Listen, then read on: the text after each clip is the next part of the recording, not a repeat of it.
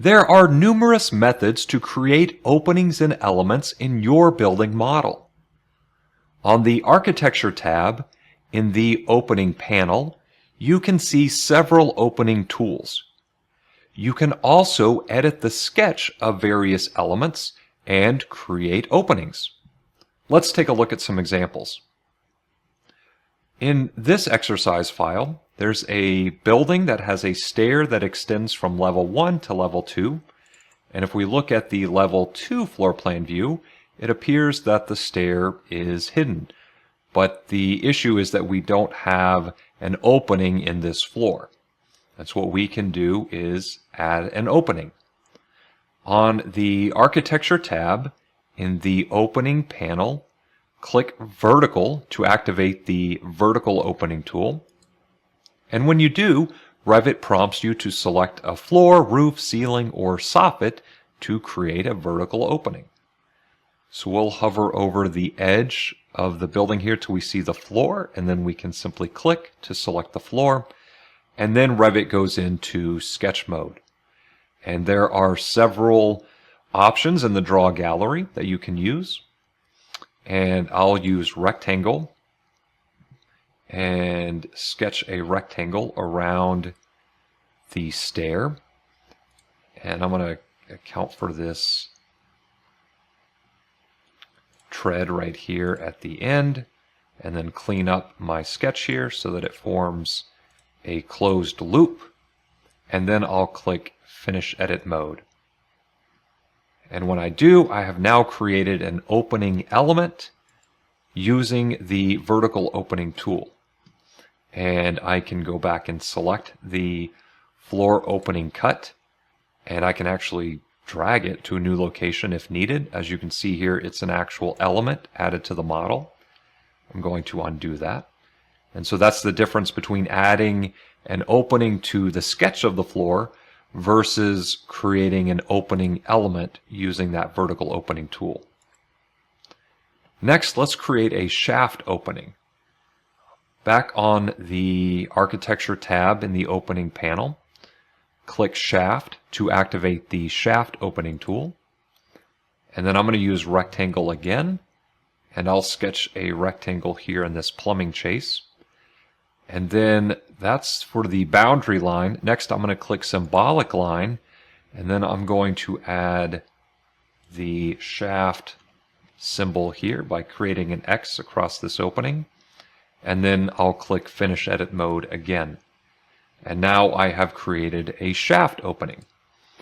And so the difference here with the vertical opening tool and the shaft opening tool is that when you use the by face or the wall opening tool or the vertical opening tool, it's just going to create an opening in a single element.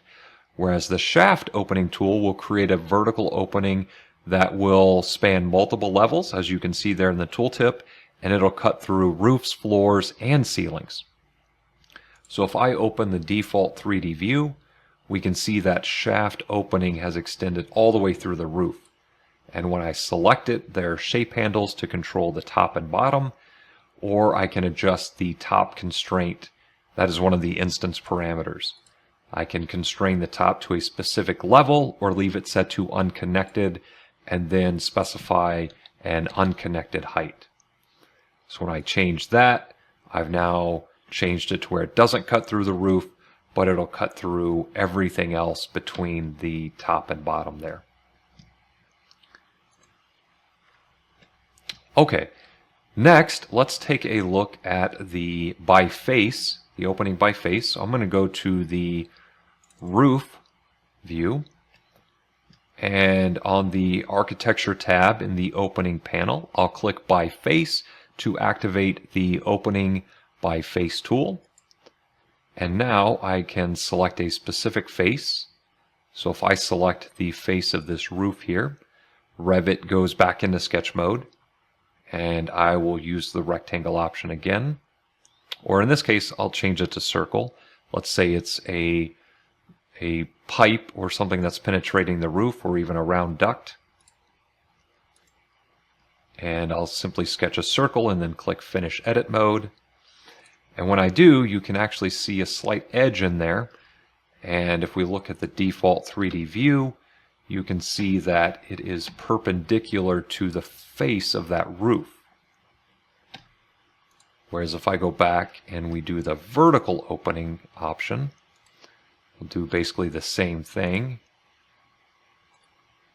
Same size, but in this case we have a vertical opening and then an opening by face, and so you can see the slight differences there. So depending on what the situation is, if you have a duct or a pipe that's penetrating the roof, if it needs to be vertical, you want to use that vertical opening tool, or if it needs to be perpendicular to the face, then you can use the by face tool. Alright, we'll go to a default 3D view here and take a look at a couple more options. Back on the Architecture tab in the opening panel, I'll click Wall to activate the Wall Opening tool. And now I can select a wall. And then Revit simply just activates a tool to sketch a rectangle. There's no draw gallery. I simply need to sketch a rectangle. And I can sketch that, and then I'll click Modify to end the command. And now I have another opening element, and there are shape handles on each edge to adjust the size, as well as various instance parameters to control the size of that opening. And I can even drag it around as needed. And one more thing, I'm going to select that wall, and then on the contextual ribbon tab, I'll click Edit Profile, and now I have a draw gallery, and I'll use the rectangle tool there. And I'll simply sketch a rectangle and click Finish Edit Mode. And now I don't have an opening element, I simply just have a wall with an opening. There are shape handles there, so I can make some slight adjustments to two of the edges, but that is part of the actual wall. So editing the sketch, that just edits the wall sketch, whereas using one of the opening tools adds an actual opening element.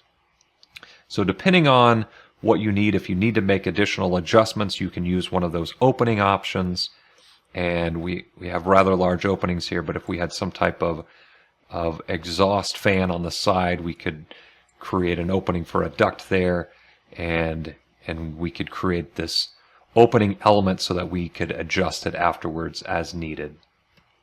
So once again, several options there for you to create openings in your building model.